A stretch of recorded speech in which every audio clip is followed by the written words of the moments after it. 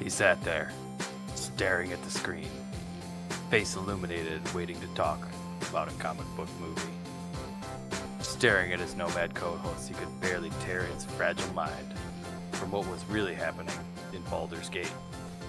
Was Karlach really the love of his life? Why are the Gith Yankees such dickheads? Focus, focus, kill the noise. Ready to start talking now. He took a final sip of his Tito's and tonic and started the show. Welcome, Nomads. Welcome, Nomads. That was to beautiful. The Nomads of Fantasy, a weekly video game and movie podcast where we make a new universe our home every week. This is episode 123. And with us this week, we have from the dirty downtown area, we have Eric. An old man dies, a little girl lives. Fair trade. Oh, very poetic. And from the docks, we have dock worker Brandon.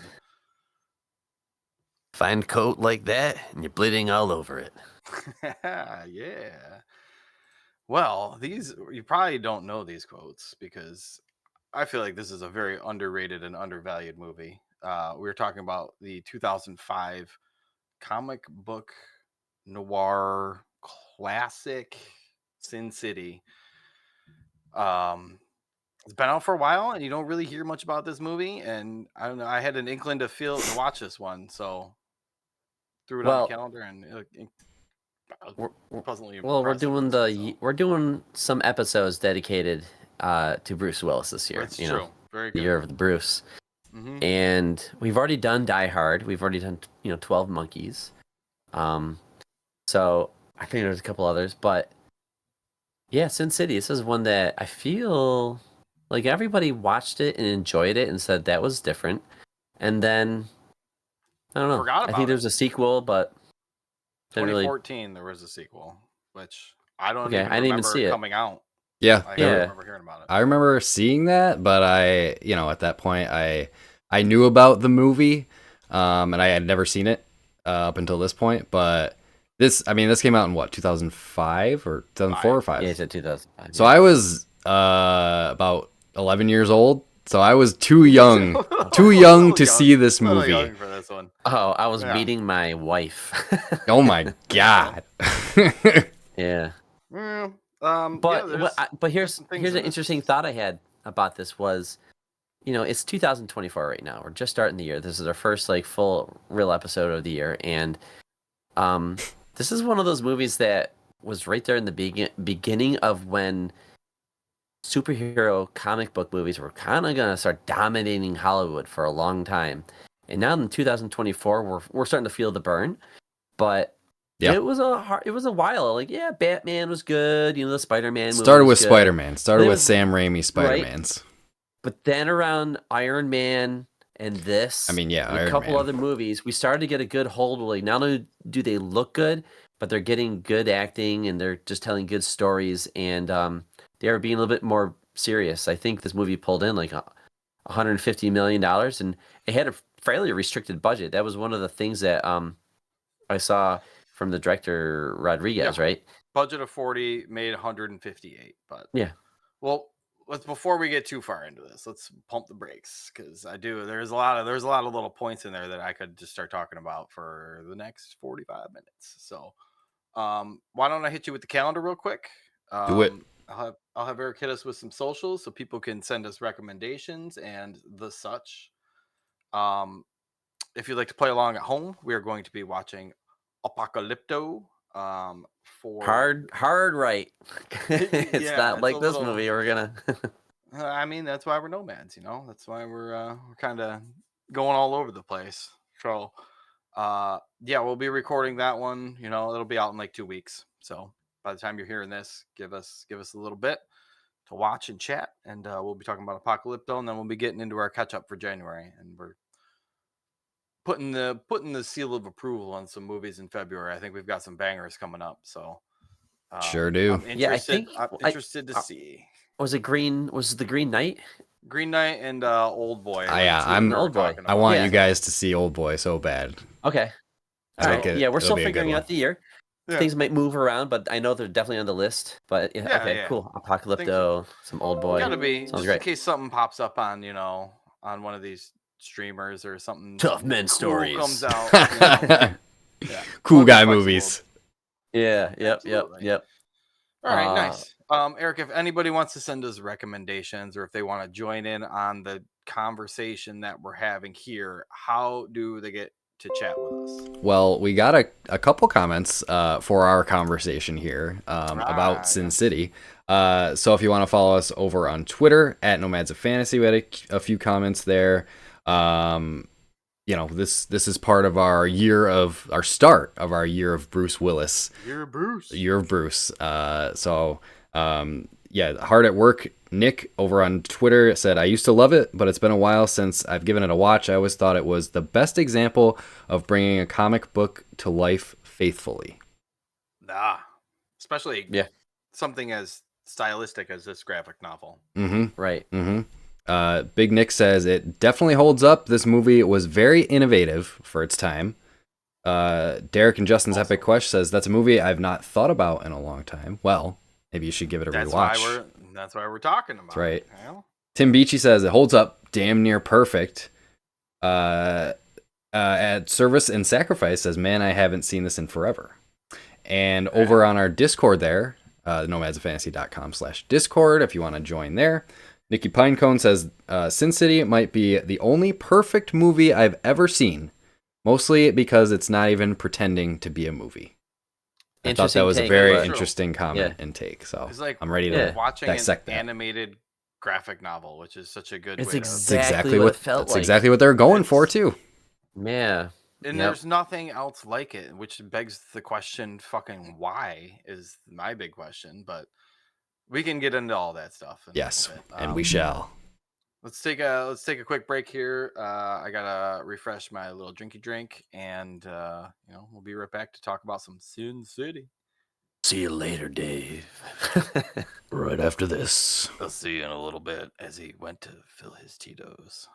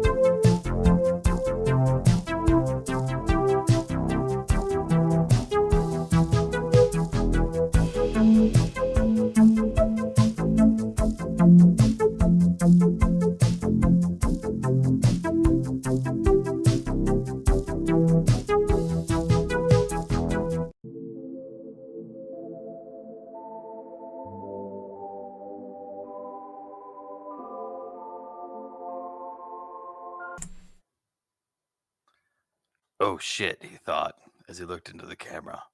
I have to be talking to the internet now. Fuck. Ask the other guys a question. Hey, we're back. Brandon and Eric, how you doing, guys? I'm doing fantastic. All right. So, Here in Basin City. basins, yeah, it looks backwards to me, but no, we'll figure that On the one video, it's not. Trust me. I'm right I trust ways up in Basin City. So Sin City came out a long time ago. Eric, this is your first time seeing it? This is indeed. I think I might have seen like the beginning of this movie when I was a kid, and then like somebody. Oh, you seen this before? No, I haven't. This is my first No. time seeing this movie. Huh. Yep. So, well, which begs the question, like, how was your first foray into Sin City? Did you enjoy yourself? I did enjoy myself in Sin City. I felt like I needed to take a shower after I was after I left Sin City because a lot goes down there. But yeah, no, I thought this movie was great. I mean, just obviously right off the bat, the main draw of this movie is the visuals. Like it's visually striking throughout the entire movie.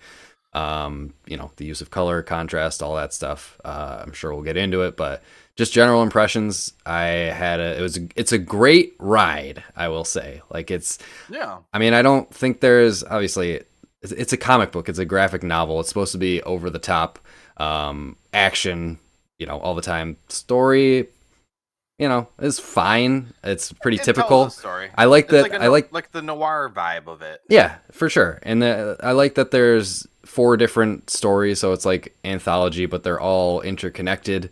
And they all, kind of converge at one point in the movie. But yeah, overall, I thought it was great. And I know that I watched the theatrical cut of this movie. You guys watched the extended edition, which is interesting to me because the theatrical cut is 2 hours long. And I think at about the 2-hour mark, or even before, I was like, okay, I think this movie can be over now. Like I was ready for it to be done by the time it was over, I will say. Not that I didn't enjoy my time with it, but I think it started to overstay its welcome a little bit. It's 3 short movies. Yeah. In one. Essentially. Yep. But the interconnectivity. I think the order was changed though in the version that Dave and I saw. Oh, really? I do think so. Because for us, it starts off with Murphy's character, where Brittany Murphy is playing. Oh, really? Sheila. So does Starts it have off there with the Clive Owen stuff and the Benicio del Toro stuff? Is it the beginning? No. Yeah, that's not the beginning. The beginning is Josh Hartnett with the girl in the red dress, and he kills her. Not the version I saw. Man, are we watching? What version did you? Did we all watch different versions? Brandon watched some fan edit on the internet. I watched recut extended unrated. It's 2 hours and 27 minutes. I don't see the title of Sin City until 30-40 minutes into the movie. Weird. Yeah, because the version I watched, again, theatrical cut, it's like Dave said, you have the man and the woman in the red dress, and he kills her, and then it goes on to Hardigan's story after that. Yes. And then Hardigan, and then Mickey Rourke's, yeah. And then Brandon watched a completely different movie than we did. So insane. That is so insane. So Bruce Willis doesn't show up until 2 hours into the movie. What? No. I wrote this down in this book right here. It's Act 1, Bruce Willis, cop story. Mm-hmm. I watched a different movie. I know. And you see how they all overlap. Okay, so all right. We are totally Brandon watched a fan edit. No, I did not. I mean, it's interesting that we're all kind of coming up with different angles on our way. Like, it is telling the same story, and I think it's cool that you can kind of remix the elements of it. Was that on which service is that? This is Prime. Prime, okay. Interesting. Yeah, mine on Google. But I thought I sent a picture of that to the Discord last night, and that was the version that I rented as well. Unless there's 2 different, like maybe Brandon watched like the director's cut, and there's 2 director's cuts. Maybe I don't know. That's weird. Very interesting. Yeah. Okay, well, we all just discovered there's something there. Very interesting. Well, we all watched a different version. Okay. I mean, It- no, it it is. ends with Bruce Willis's character's ending scene in Yes. what I saw. Yeah. That's not what I. Well, I mean, mine's a little bit different, but mine ended with the final scene was Alexis Bledell's character Becky, and then Josh Hartnett's character, the man. They're like in an elevator in a hospital, and that's where it ends for me. Mm-hmm. Oh yeah, that happened like so early in the movie for me. So Yeah, weird. okay. That's really weird. Well, all right, let's take a full step back. Let me reel this thing back into control. Well, it's something to be aware of. we all because now it's- saw it is. relatively the same content. I want to give a grounding Right. of the movie as a whole before we start getting into like the bits and pieces of it. Okay, in go Sure. for it. general. Just know that there's multiple ways of how to experience the Yeah. story in what scenes happen in That's what kinda order. great. Yeah, It's like watching Pulp Fiction out of order or something like that. But in some capacity, yes, Dave. Let people know if for some reason you missed this and you're like, "What the hell So, have these guys been rambling yeah. about?" This is a movie adaptation of the Frank Miller Sin City graphic novel. It is Wikipedia is calling it a neo-noir crime anthology film directed by Robert Rodriguez and Frank Miller, based on the comic book series of the same name. You have an ensemble cast. There's tons incredible of people in cast, Tons this of people. movie. crazy cameo. Like It there's is insane. someone around every But- corner.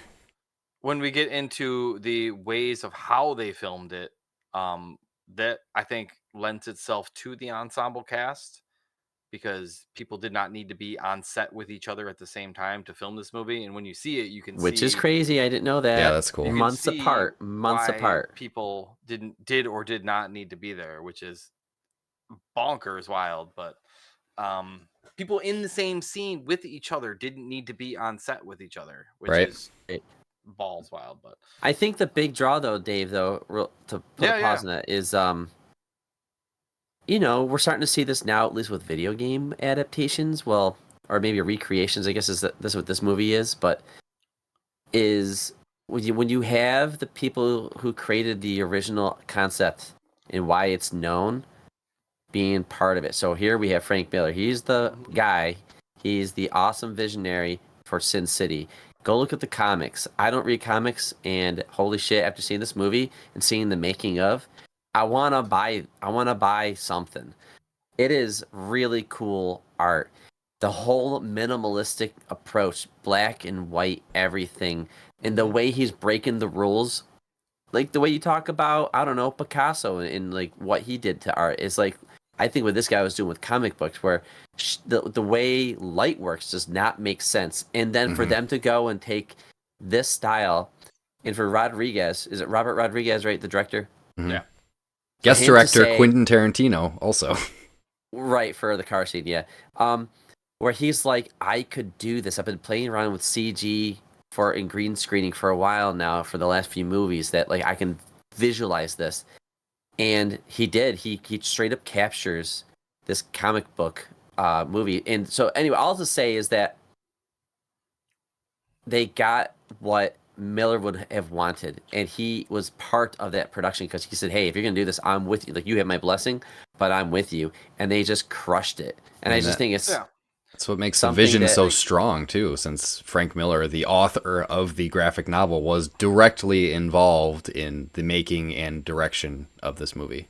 George And R.R. they- Martin he in the considered first it- few seasons of Game of Thrones is some of the best TV. And when he left, what happened? So That's not always a could say that good with a few thing, things. though. When the creator of the source material has a direct hand in an adaptation. We see that with like someone like Stephen King, but Stephen King's just notoriously hard to work with. But You leave Steven alone. But yeah, in this situation, I think it really helped since the comics are so unique, and like you said, like it's all about the visuals and how the lighting is unrealistic because he's using it, to his advantage to tell a story or to portray a scene a certain way, and it doesn't have to make sense because it's a comic book. So that's partly why they filmed the way that they did with so much green screen.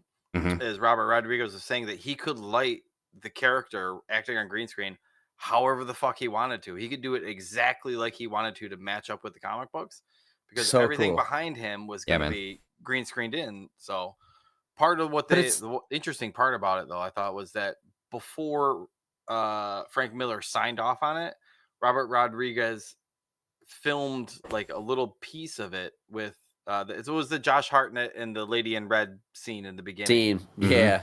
Yeah. And he used that to talk him into signing the rights for filming the movie over, which I Right. think is kind of Well, bonkers. I do this. So just I relate to this a little bit as a designer, right? Because like we're always being told as freelance designers, you shouldn't just do free work because you should be paid for your work. Yeah. But sometimes they aren't looking for your like I don't know, like some brands in the area. I've had to legit just email them and say, hey, look at this idea. It's an idea. I want you to see, and I'm passionate about it, and I feel like I could do it. Right? Sometimes it works, sometimes it doesn't.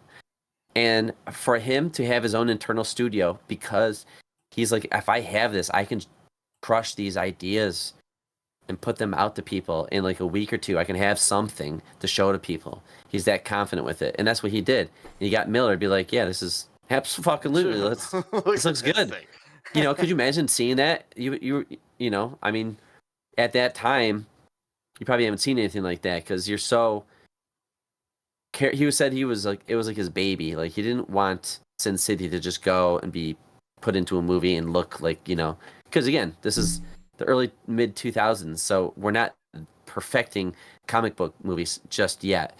So to see this and see the art style, which is extremely important, and then just hearing how Rodriguez did all that stuff. You were talking about the green screening.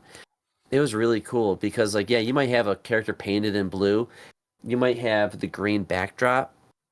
But they would also have on the Mickey Rourke character bandages that shouldn't show up in the dark. But how do you get? So you had a black light and like colored tape There's to like make pink it tape look on his face. Yeah, all that to stuff is so separate, cool. so you get a different coloring. And I don't know. It's one of those things that just go on YouTube and watch this. And the fact that like I mean whatever, the CGI was up and coming in the 2000s. Everybody was using the green screen technology, but to this video we're referencing, Dave, you should get the source for that video because I do want to shout this guy out.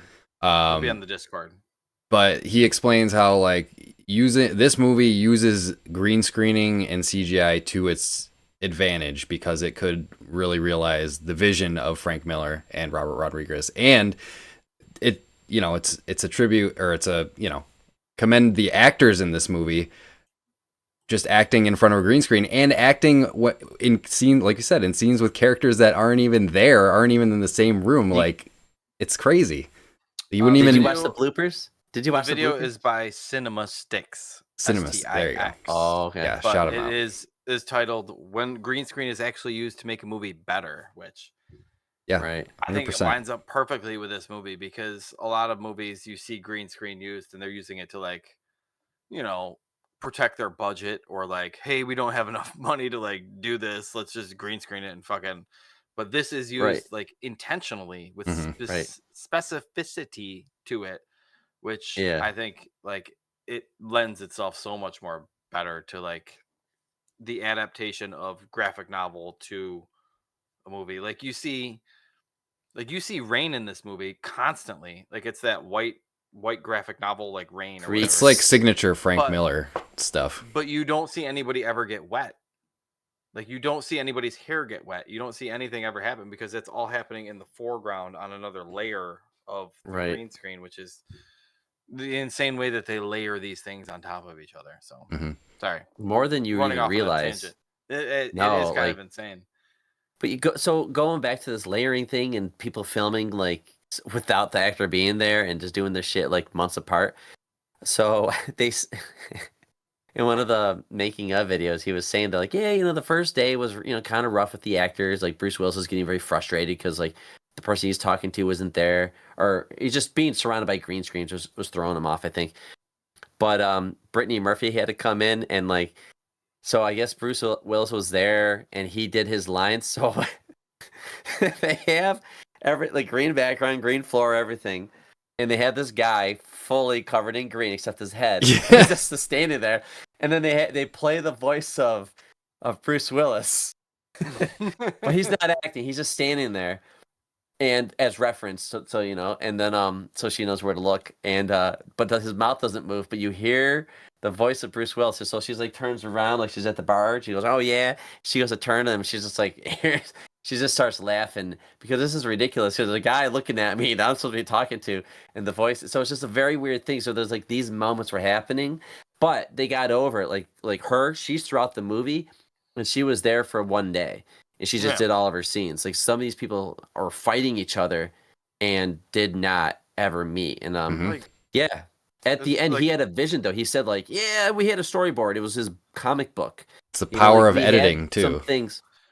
I think Yep. he said that in an interview, like the power of editing. Like he didn't have to write anything down to an editor because he had it all in his head. Like he knew how these scenes were supposed to be composed. Right. how When they're the supposed to be director edited. is the editor, and yeah, the vision comes together.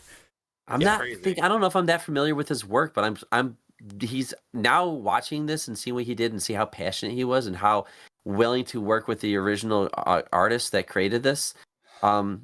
Newfound respect for this guy, and it makes me want to put something else that he's done on the docket. But I think we've already seen something from him. I want to find it before I blame him for it. Oh no. oh, But okay.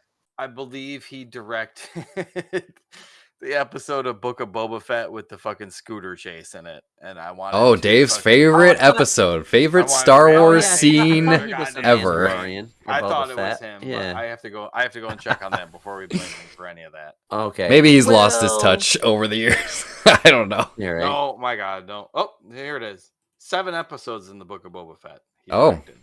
Okay. So there you go. So they weren't all clunkers. No, Not- some of them were good. Just let's forget the scooter bike chase scene. Let's just not talk about those guys. Dude, anymore. the guy that spun around, Yeah. shot. Yeah, just ignore it. Just ignore that. That's fine.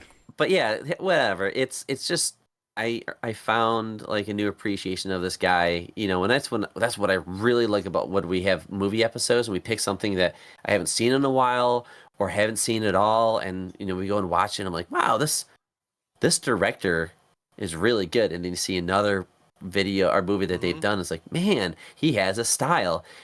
I don't know. My youth, I just used to just watch movies. That was it. Tarantino and then everyone else. That was about it. Mhm. But now it's like, oh, they are all kind of have this thing that they're able to do and how they do it and what movies they even say yes to. And a lot of the graphic novels is just black and white, and they fill in a lot of the gaps in this. Like a lot of we're going to talk about film noir, is something I learned in had to take classes on. Refresh me on the definition there. school. It's nighttime Um, always, nighttime thing. There's a couple different rules that you got to follow, like dark and oppressive lighting are some of them. There is like the imbalanced screen frames where you have somebody that's like close in frame and somebody that's back in frame, and they're both in focus is another one of those things. You've got the high contrast lighting, mirrors and reflections. It says certain Someone's camera on- positions and Investigating or detective. close-ups, usually, right? close-ups in those fade-ins. I wrote down. I thought that in noir movies, like a lot of times the hero dies at the end, and I wrote that halfway through the film, and Bruce Willis, spoiler warning, ends up having a bad end. But No, this is not a happy everybody lives smiley movie. No. So yeah, if you haven't seen that, I mean, like, don't get too attached. That's to these typically characters, but you're only with typically them for, how like, it 30 goes. minutes, 20 Yeah, minutes. in noir. Something I wanted to bring up. I don't know if either of you guys have played the first Max Payne game, but like I could not stop Yeah. thinking about that game while I was watching this movie. I don't know about the first one. And it's interesting because Max I did, Payne it was came good. out in 2001. This movie came out in 2005. So like I was But like, when did the comic book come out? I'm not sure about the graphic novel itself. But it could have been. I mean, I could definitely see one of them being inspired by the other, because in Max Payne, in the interstitials, like there is some cutscenes, but in the interstitials, it is literally a comic book. Like they are comic book panels going from panel to panel, telling the story, and the story is about a cop just like Hardigan. Kind of towards the end of his career, and his wife and child are killed, and he's seeking revenge, for to avenge their deaths. But I just could not stop thinking about it because it's it's got that same No, it's vibe, good. the noir vibes. It's really cool. But yeah, I just love the noir setting of this movie. The nighttime, all the brooding characters.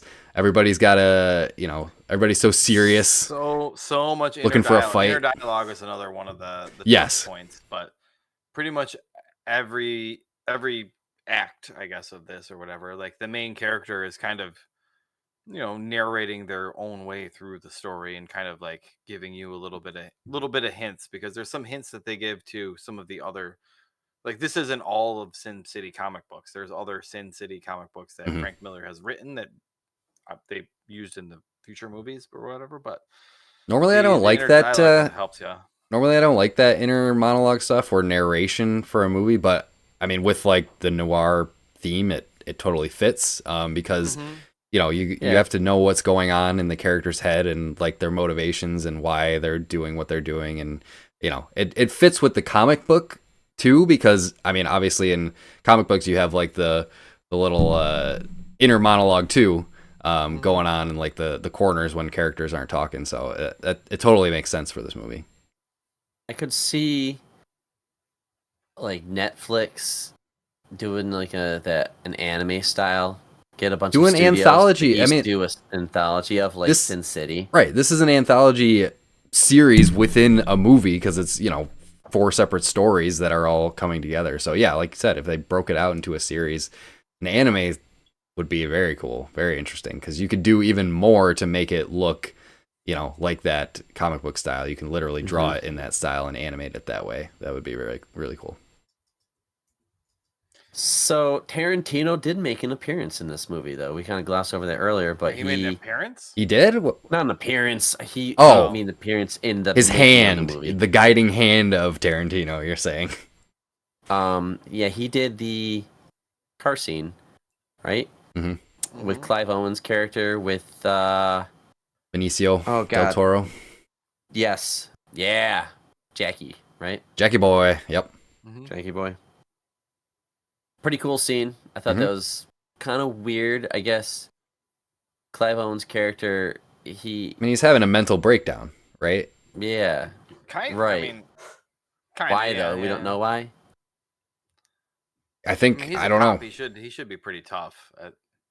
I feel like you get a little bit of like a hint that because he did some bad stuff before all this stuff happened, so maybe he's still recovering from previous events, and now like I don't know if he wanted to. I mean, I don't think he wanted to get involved with all this like killing and murdering and stuff. He was just looking for a good time with Brittany Murphy's character over there, but then he just got roped into all this stuff. So I feel like his mental state just started to break down as he was going through that.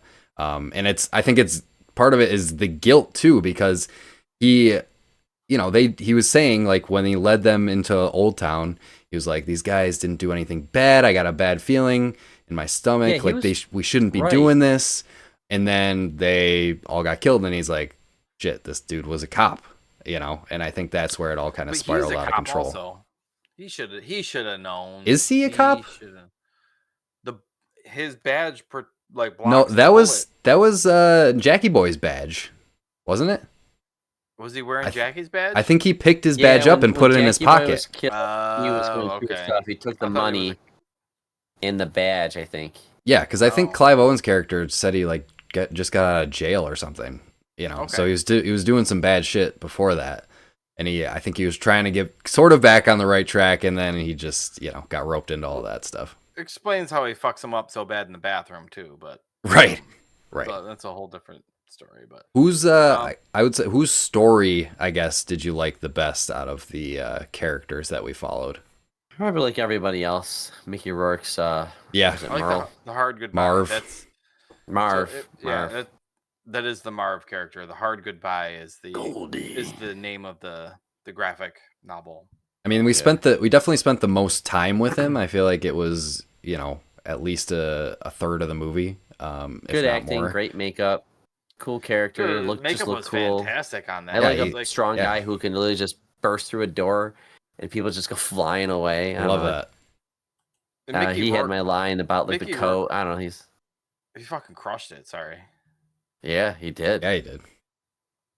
Yeah, Just he in was general. very convincing, you know, very very brooding character, and like I thought I mean it's a simple, like all these characters have very simple motivations, which I think also works in the context of a graphic novel. Like, you know, they might all be one-dimensional characters, but I think for these short stories within a larger story, I think that's a better way to go than like diving deep into these. Like he was getting revenge for this this woman Goldie, that only woman This he's ever lady of the cared night. about in his She was entire a life. hooker, you can say. Yeah. She was a hooker. But that doesn't Yeah, matter. His mouth is yeah. What did He you guys seems think to like about... respect women, but No, and that's kind of, it plays into Says like he, that I would never hit a woman. 40s and 50s mentality of men and women, I guess I should say in there. But his parole It's- officer, he it's that calls her a old school. dyke. I was like, is it like isn't she like one of your close friends at the same time? And it's just very like the language. Yeah. But then again, he's lived a rough life. I think he's, there's a lot of like why I oughta kind of mentality in this whole movie. Like, dudes smacking around This is Sin chicks City.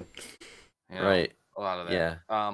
Part of that hard goodbye story with Marv, we get introduced to the killer of Goldie, which is played by Elijah Wood. Yeah. Oh yeah. Creepy fuck. Tell me a little bit what you guys thought about that. He was like I said, he's a creepy fuck. Like he's like got like Wolverine claws hopping around like Spider-Man. Little nails. Yeah. He's like Yeah, reading the right. Bible. He's like super religious, but he's like eating people. That's what's saving him though, is eating the people. That's making what's people watch him eat their body parts. That's too, fucked up. Which is even the more fun. Yeah. Like He made me watch. He made me watch. like some of these, like like creepy. I have really no recollection of this movie when I recommended it for the viewing party, I guess we're having, but I just remember the style of it and just like seeing like the whole cannibal section of it. Like no recollection of that whatsoever. I don't remember that either. I remember him being creepy as fuck and kind of cool looking. Yeah. Because like he just is always like looking and smiling, and his glasses are kind of They're white to offset the blackness. And this is behind like him. fresh off of like him being like adorable Frodo to us for like 6 years or whatever. right. 3 No, years. when was Frodo? That was I don't know. early 2000s. I mean,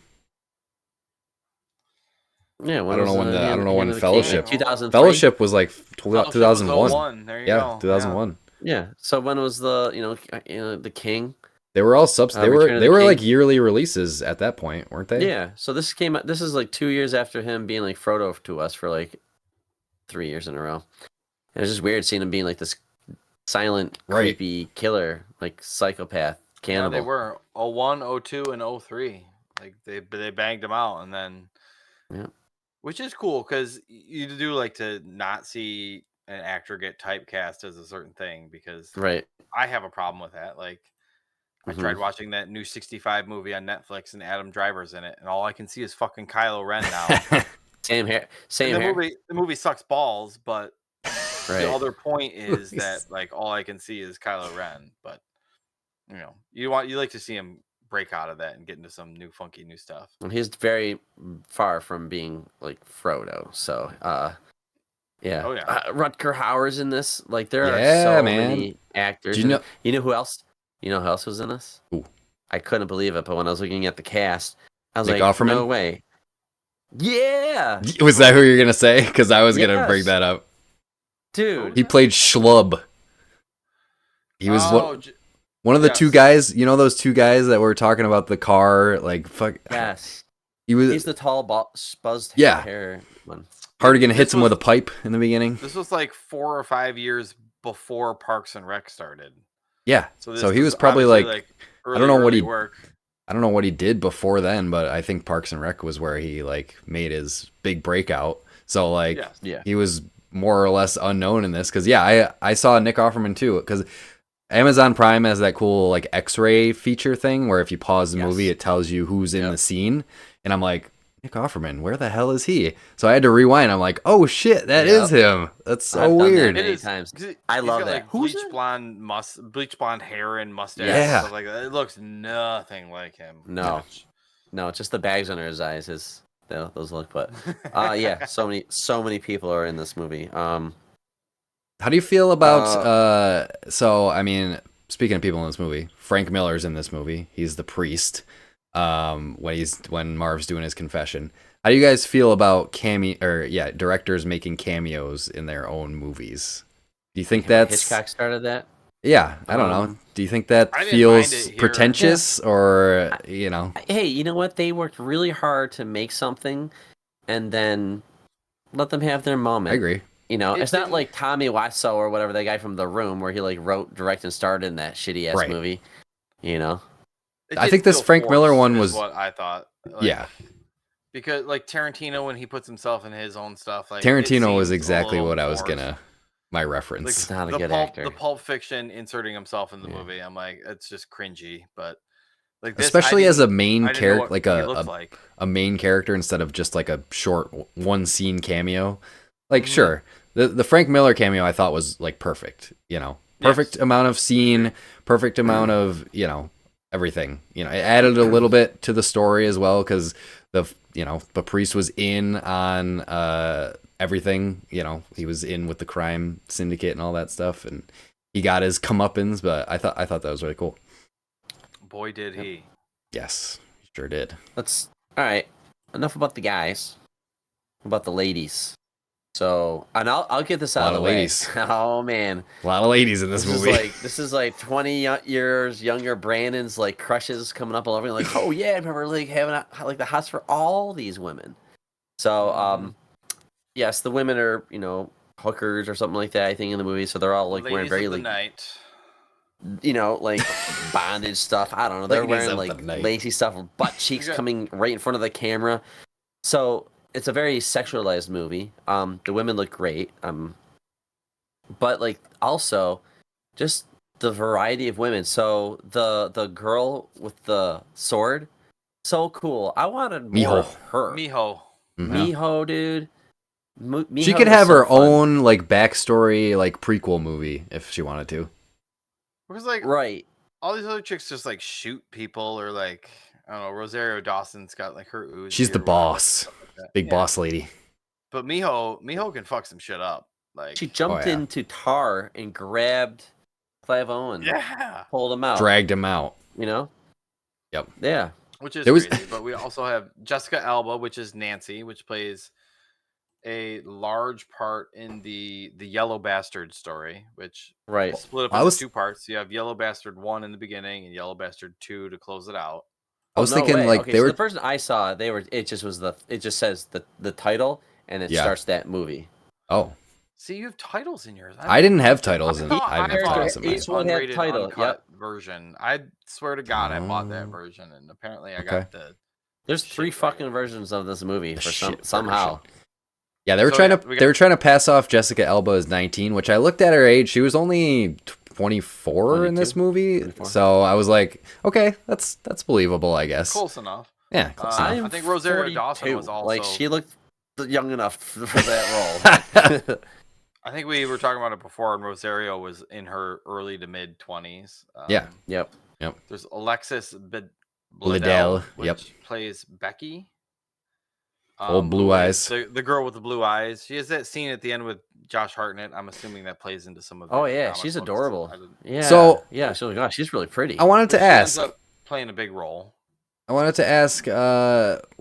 I mean, obviously the use of color in this movie is very deliberate. What do you think the meaning behind the blue eyes is for her specifically?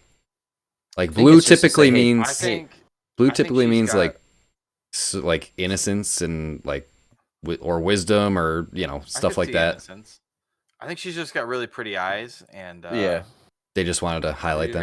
Well, I'm because looking I- at her IMDb page, and she does have those strikingly blue eyes, which kind of just like hypnotize Because you. But they make her stand out among all of the other girls. Yes. And Well, I think that's what it is. I think because when he said that I'm going to put color in to to Frank Miller, I'm going to put some color in periodically and key things. And the first thing I think was with Goldie's hair.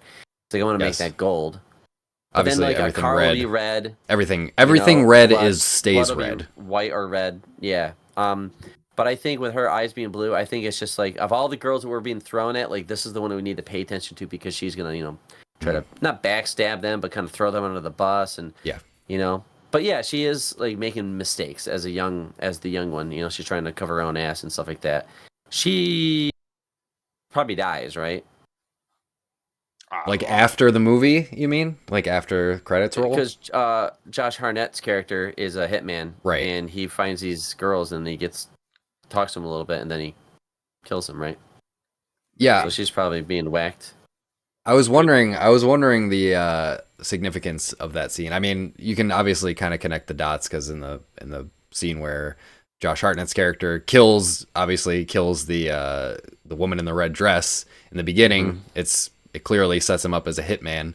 But then it was confusing because he was dressed up as a doctor, which I'm like, is he moonlighting as a hitman and is his day job a doctor, or is he just disguised as a doctor and just trying to infiltrate and get to Becky?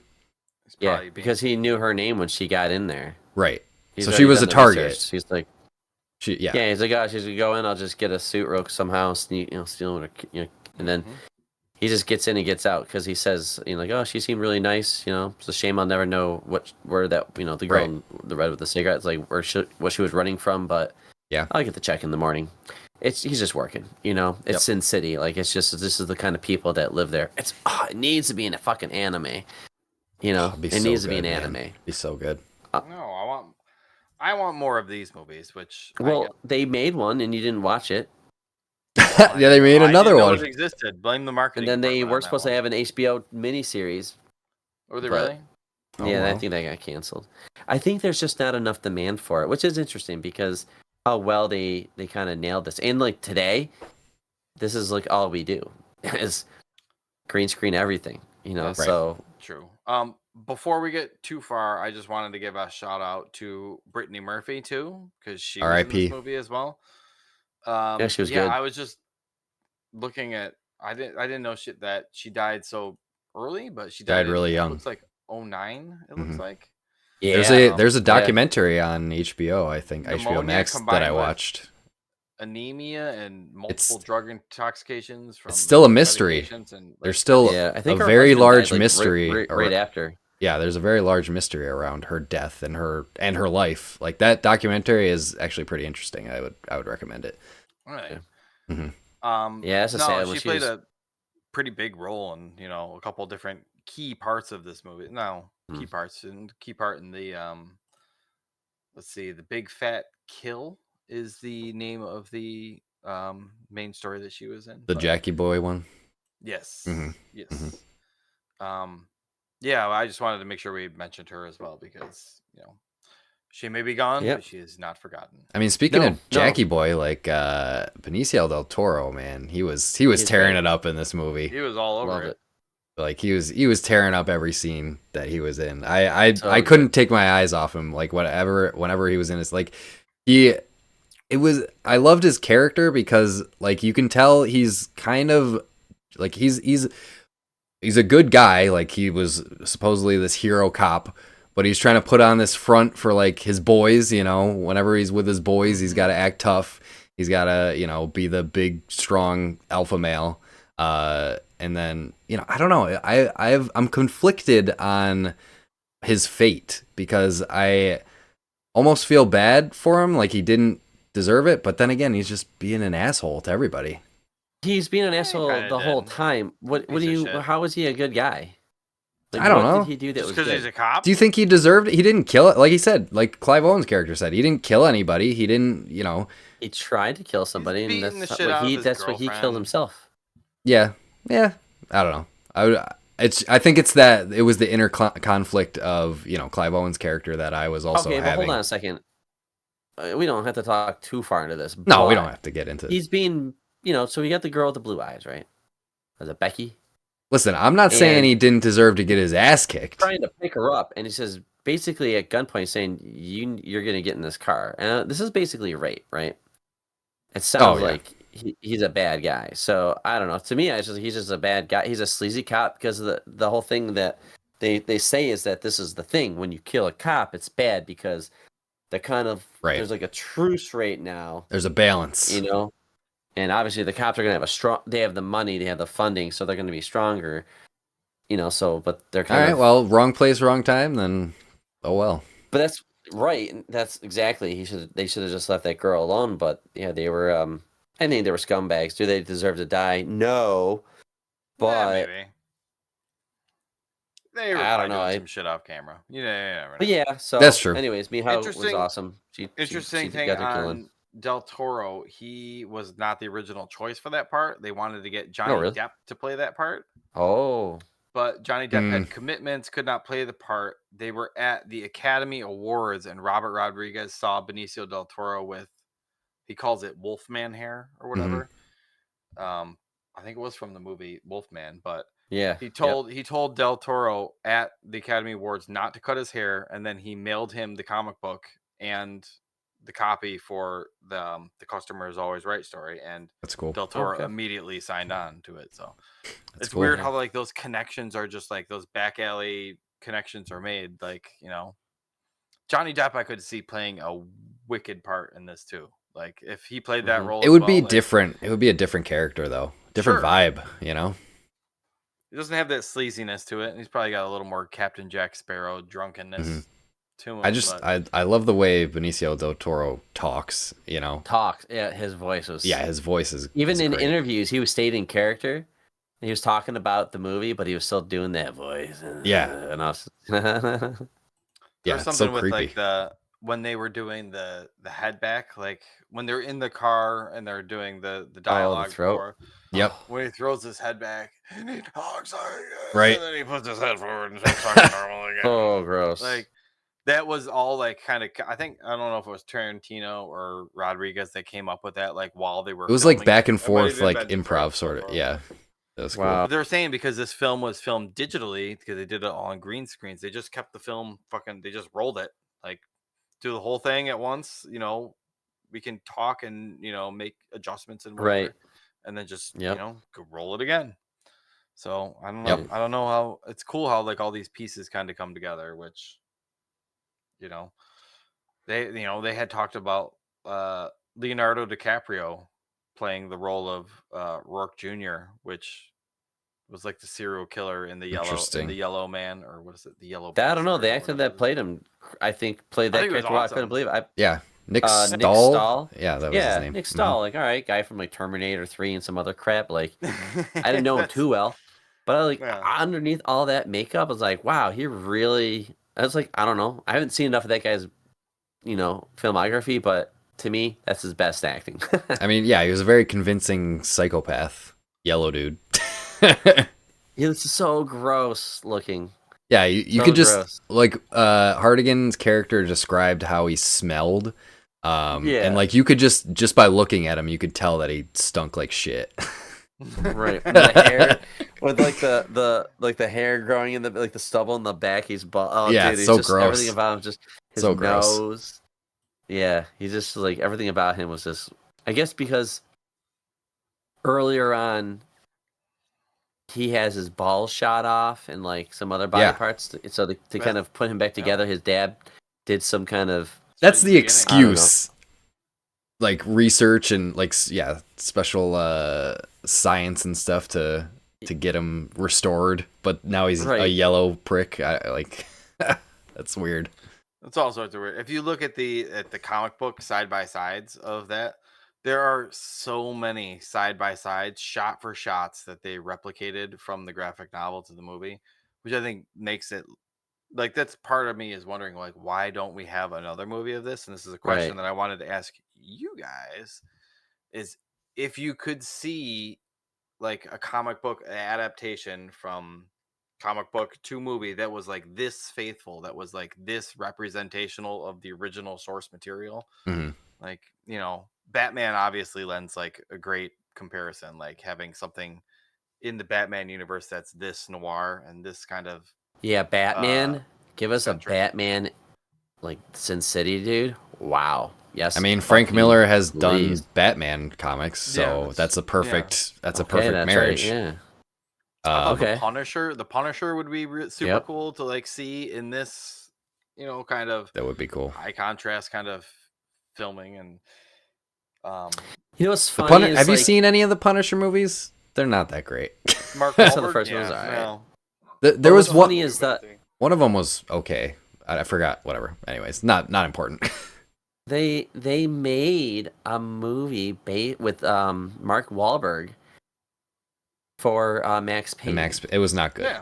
Not Yeah. good. I know it wasn't good, but Sucks. too bad that these guys didn't. Dude, do yeah, it, it would have been a perfect That pairing would've been- because, yeah. like I said, it's such a similar story and similar vibe that like You just it do would the Matrix translate shit where he perfectly. jumps slow mo and Dude, it would be so cool, but they fucked that you had movie up. the scene with like Marv jumping down the stairwell when he's in that the hard goodbye shot. I mean, Marv was Down it, basically and just he a superhero. He was fucking pretty much. He gets, people up left and right. shot in the head, and He got ran over 5 times by Wendy. I forgot about that. oh right, he Like, just goes dude, flying in the like- air. Yeah, He just does a couple. He just gets up. He lands down. He's good. like what the fuck? I don't know what's going on with him, but He's yeah, this unkillable. movie, I don't. In general, like this movie, I think is kind of overlooked when it comes to like everybody got into the big bombacity of Iron Man and the whole Marvel bullshit that started. I think it started in like '08. The first One Iron story Man came out. at a time.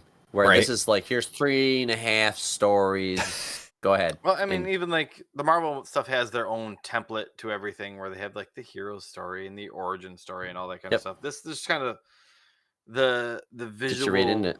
the visuals of this. There's nothing really like it, which kind of begs the question, like why isn't there more innovative film techniques like this being used to adapt stuff that's Mhm. not film to film. It's just a risk. I think these days big studios anyways aren't willing to take a risk on, something like this, something so different that may or may not hit, and it's just the risk factor. Like they want to make money. This movie was only $40 million. Only, I say that like weirdly, but only $40 million. I mean, they didn't have to. Something that's they didn't this have to pay visually for striking. sets. They didn't have to pay for people to build sets Yeah. and So why not? shift shit around and yeah. I don't know. I think that the uniqueness of this movie kind of gets a short shrift. I don't know. Short shaft. Kind of gets overlooked. I don't know. Shift. I mean, Shift. I don't hear many Use that, people but- talking about Sin City these days. No, at all. So And- like, I hear 300 more than I hear Sin yeah, City. I mean that's a similarly like visually striking movie, high contrast, stuff like that. But And that's another Frank Miller joint. Right. So yeah, And I don't maybe know. we'll do that one. I don't know if it's like the material of this movie, like the hyper violent, like hyper sexual stuff. It's hard to talk about. You Yeah. talk about the fucking visuals, and then it's like, yeah, it's cool looking, but like, yeah, the soundtrack. Well- I don't remember any of the music. right. It's hard It's to like remember noir names, stuff. and the story is It fits. yeah. It's like you said, they're very very simple, flat stories. It's really just something happens, and this guy's gonna try and make it right. Done. But I mean, when you're for like the average viewer, there might not be enough to grab onto for them besides the visuals. But knowing the source material that this came from, and that this is exactly how they envisioned this movie to be, and this is exactly what it's supposed to be, makes me appreciate it even more. Yeah. Even on a level more than just like face value. Like this is it's a good movie. It's visually striking, but knowing the production and stuff behind it makes me appreciate it even more.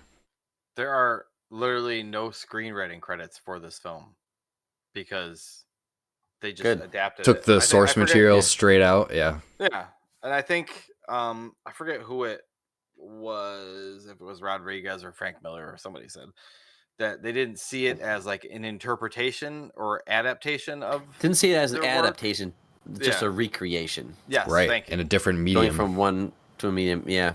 Mm-hmm. Which is a cool way of putting it because it's so faithful to the original material that it's a good Sometimes that interpretation works. of it. Sometimes it doesn't, especially when you're translating to film. And it's that makes it this even more of an achievement that they could pull it off this well. Because there's been other recreations, adaptations that try to stick too closely to their source material and fail. And like, I don't know. The only thing that comes to mind is the Cats? stupid live action Disney remakes of like they take the Oh, animated no. movie and they're adapting their own movie into a live action format. It's the same movie. It's just fucking CG Lion lions. King, Little Like, Mermaid, Aladdin. stupid. Ugh. Yeah. Before we wrap up, I wanted to just make one more, I don't know, comment on the production. So I thought it was really cool because I was thinking, like, how do they do this? So there's a lot of scenes where it's really all CG. Well, it's all CG, but just like the cars are all CG, and you'll just see them zipping down the road. But you'll have like that 1930s, 1940s style filming Mhm. where it's like really intimate, close camera of the person driving the car. Like you can tell it's a fake background. Mhm. But they did a really cool shot a couple times. I was like, how did they do this? Because this is early 2000s. This is, they're still trying to figure shit out with CG, even though it was looking good, but they still had to figure stuff out. But so you'll have the cameras up high, and you'll have like the car is driving towards us. And then the camera will go up, over and around and behind the car as it Mhm. drives down the road. And I'm like, how did they fucking film that? It's like it's all computer, right? No, it's so simple. It's so simple. The camera goes up and down and up and down, but the car is all rigged on something that just moves around and spins. So the car was being Right. moved around, and they just Mm. aligned So it in the sneaky. computer to just to track where the car was going, and that's where the road would be. And they just artificially put the moved it around. I was like, that is Right. so smart. But you just move the camera on a crane, starts here, goes down, and then it's just like, and it gives us the illusion that it's moving. I'm like, oh, it's so simple, so simple. Yeah. You can No, tell that when was really cool. somebody's good with the green screen. Also, They the know when and where and how to use it. another example that they showed in that behind the scenes thing that we watched was a lot of the actors were walking on treadmills, when they're walking through scenes, which allows them to keep consistent lighting on characters, in the exact way that they Okay. want it. Because obviously when you're walking through a physical space, the lighting is going to be constantly shifting and changing. But if they're Well, on the a treadmill, silhouetting is constant in Frank Right. Miller stuff, so they had to have key lights on all Exactly. times, even though you wouldn't. You have to have them. That's a really it's good point. unrealistic lighting, but it matches exactly what Frank Miller is going for in that particular scene. So it's really cool. I Very could good watch point. hours of green screen footage where they do here it is, there's a lightsaber on top Yeah, of this I platform, love that. and now I love they're in that outer stuff. space, and they just do the swipe. I could love just that. see like here they are, and then like, oh, by the way, no, here and here they. I Lord of just the Rings love has some that great before and ones. after stuff. I just could watch it. If I owned a bar, I would just have like movie production behind the scenes shit in the background, and not just sports, but give us some of that stuff. That's how they made that. Come on, that'd be cool. But that stuff is so fun to watch. So Yeah, if you look at the making of, it's on YouTube. it's worth there's it. Plenty of it. It's Mhm. worth it. Yep. And I knew Especially I was for gonna this one. have fun learning about this movie because it is so like the thing that was selling it is the visuals and how they pulled it off. And this was like, how did they pull it off? Yeah, like we haven't really discussed the story at all today. Like this is almost fairly a spoiler-free episode, give or take a few points Yeah. there. But I want to say with Hardigan though, he's in jail for 8 years, and then because he doesn't confess, and then as soon as he confesses, he's just out of He's jail. just let out. Yeah, he's just out of jail. Like, was he out on bail or something? Like, Right. I was like, why is he out of jail now all of a sudden? He was probably out of jail specifically from the senator because they wanted him to go to, I forget the girl's name, Nancy. Nancy? Yeah. I forget her fake name, Cloetta or Cleopatra or something. something with a C. Yeah, I forget too. But Why her did pen he kill name. him? I know you said this earlier, so I can say it. Why did he kill himself? To protect Nancy. to protect He Nancy. did it for love. He didn't want to go. Okay. Because he knew if he was alive, they would keep coming after exactly. him. Yes. Is that what, so it just wouldn't end, kind of thing? Yeah. Okay. Yep. Especially after killing that was- one guy's kid. I was hoping Right. that he would just go and start murdering the senator. I was hoping he was going to just take it to That's the the next thing step. with this. Like There's John not much Wick. resolve with these stories. They're really get in and get out. You don't really Yeah. get like the guy, like the bad guy gets his comeuppance, because there's a few bad characters that kind of get away with what they did. I mean, his was it Mardigan? His partner. partner. Oh, Bob. Michael Yeah. Madsen's character. Kind of got slapped on the hands, like, bro, you try shooting me to death. Like Right. 8 times in the back. Like he got shot. Yeah. I thought that was weird too. He picked him up when he got out of jail. He's like, "No hard feelings." I'm like, "You fucking Yes. tried to kill me, dude." Very hard feelings. What the fuck, dude? It's And they say bye to each other, and it's just They're very yeah. comic booky stories, though. Yeah, you gotta kind of. And that's what I kept telling myself. I'm like, yeah, this is straight adaptation of a comic book. And I feel like you couldn't go, like I said before, you couldn't go too in depth into these stories because they had to fit so many into one movie. You know, they just kind of had to tell them and then move to the next one. But they, you know, in the theatrical cut, anyways, they start with Hardigan. They have the short scene where where he shoots Rourke's dick off, and then he gets shot by Bob, and then you think he dies, but he really doesn't. And then like they do Marv, and then Clive Owen's story, and then at the end they bring back Hardigan and resolve his story. Okay. That's how the theatrical version goes.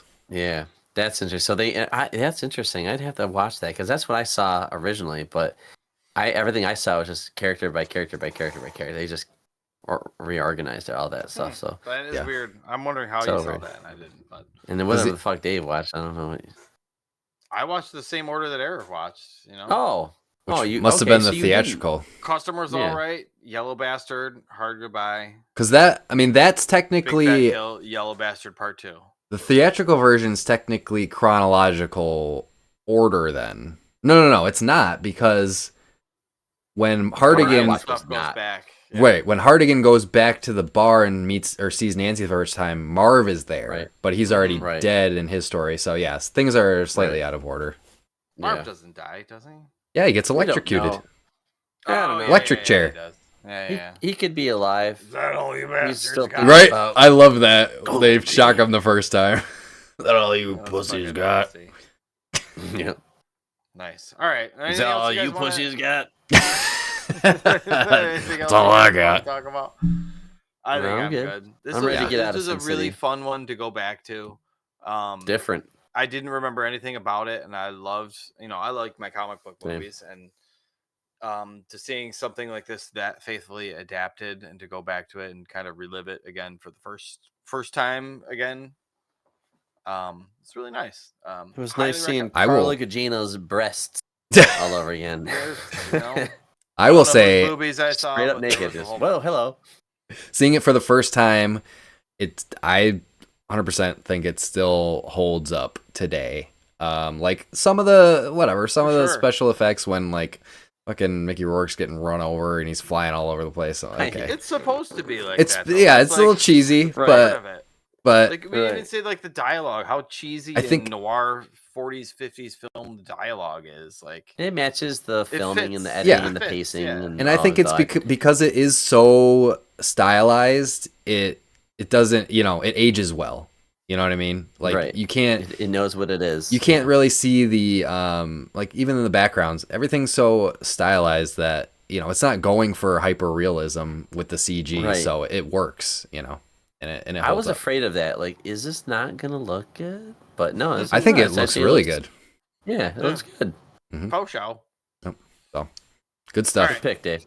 Well, that was Sin City. I'm glad you guys liked it. I can't wait to, I'm thinking about watching the next one, the 2014 version that's got more That'll be stories interesting. from Sin Yeah, City, if you watch so it, let us know if it's worth Well, a look. hit me up on the catch up next month. So There you go. All right. We're gonna take a quick break here because I'm about to explode.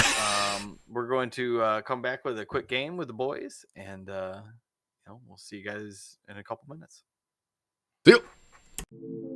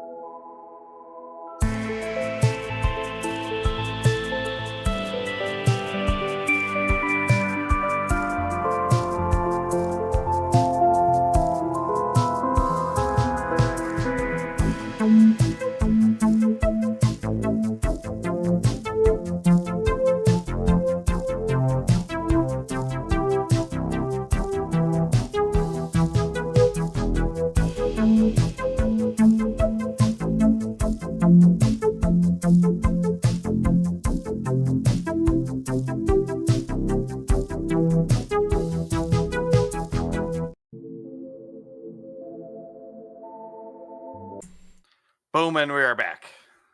I told you that would be quick, and I feel so much better now. We are here. I don't know if anybody noticed it, but Dave is under the influence of alcohol. What are you drinking tonight? What are you drinking over there? It's Tito's and tonic. We're all out. Yeah, Dave's going to a wedding. Classic. Whatever. Classic Dave.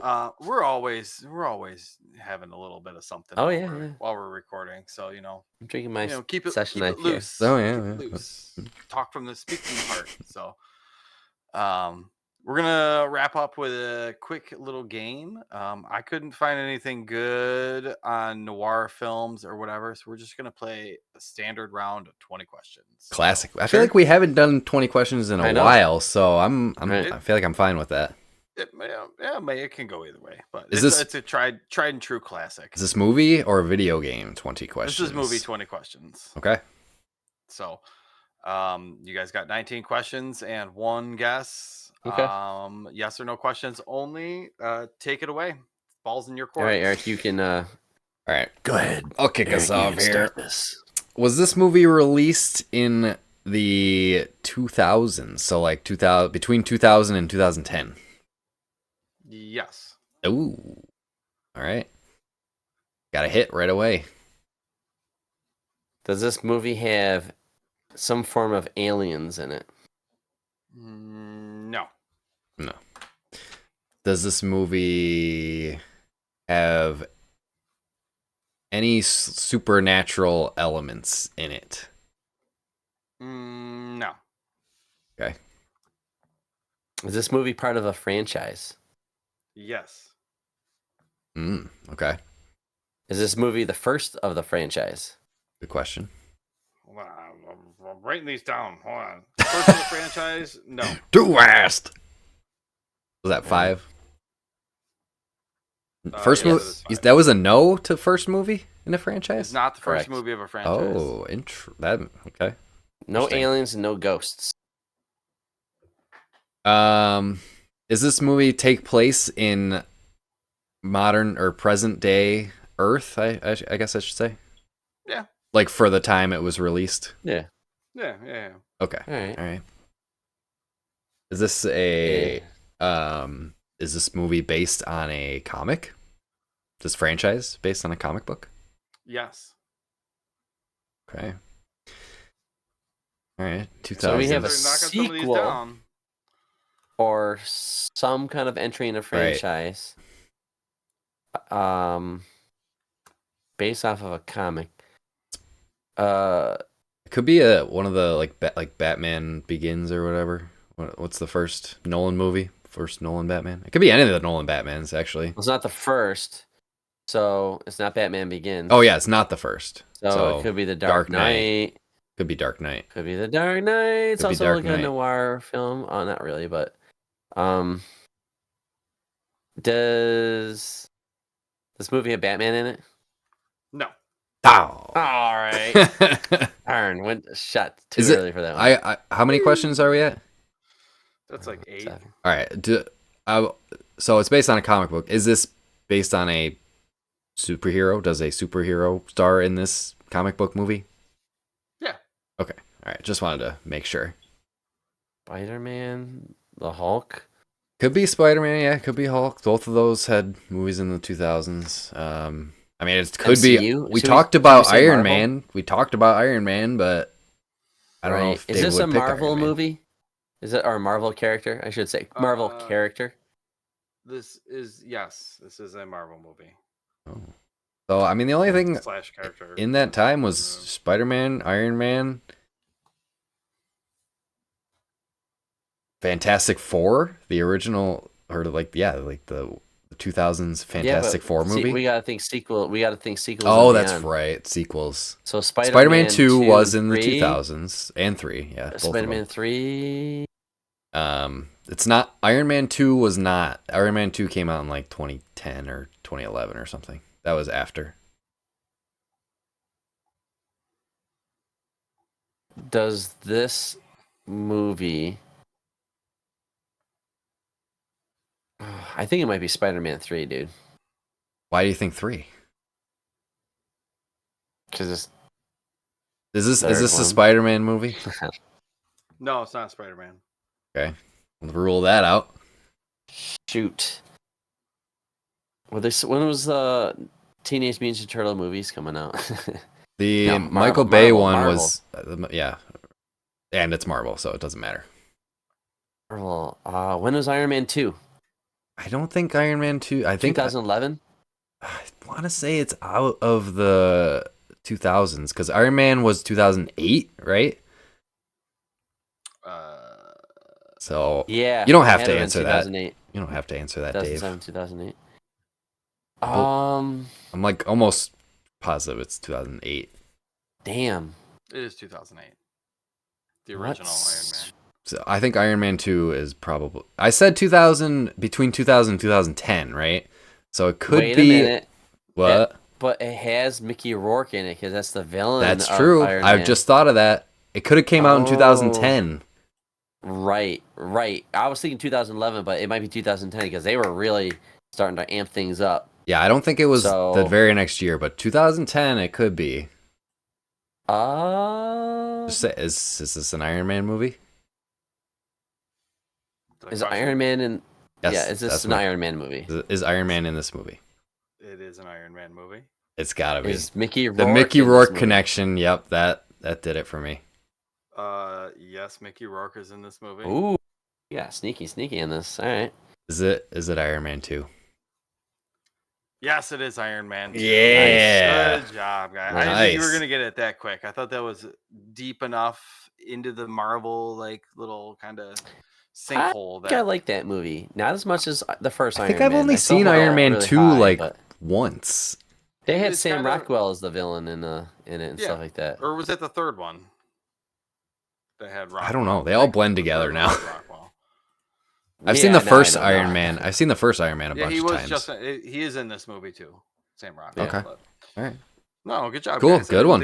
I didn't think you were gonna get it that quick, but I tried to make a connection. I was gonna do something like I don't know, like Watchmen or something like that had that same kind of dark, gritty feel to it. But I mean, it's a comic book movie with Mickey Rourke in it, so that's enough connection for me. you know, I like to keep my things connected. So nice. I like to Congratulations. keep You my guys things connected. Get an all expense paid vacation to Sin City. Oh, You get to Can go. we go to Old I don't Town? think I want Old Town? that. I'm going Old Town, bro. What are you talking about? I'm not saying you're gonna come back, but you get to go to Sin City, hang out for a little bit. So nice, congratulations. All right. Let's get a little wrap up going here. Eric, Yeah. why don't we hand it over to you?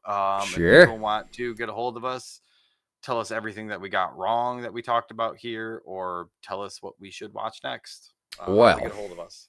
If you want to get in touch on the social medias, you can go to @nomadsoffantasy, Twitter and Instagram. You can follow us at the Nomads of Fantasy on TikTok. We're trying to post some more content over there. YouTube.com/@nomadsoffantasy for all the video archives. Twitch.tv/nomadsoffantasy for our, we stream the podcast episodes live. And I want to get back now that I have my own dedicated space again. I want to, we should get some more streaming on the schedule because that was fun when we did the the Overcooked stream and Mario Kart and stuff. So definitely want to do some more streaming in the future. And also Discord is definitely the best place to get in touch with us if you want to talk to us directly. The nomadsoffantasy.com/Discord. And just the nomadsoffantasy.com in general for all your nomad needs. You got merch store, all the relevant links, all that good stuff. So, with that, you guys got anything else before we head on out of here and drive the hell out of Sin City? No, I'm good. All right. As always, safe travels, nomads. Deuces.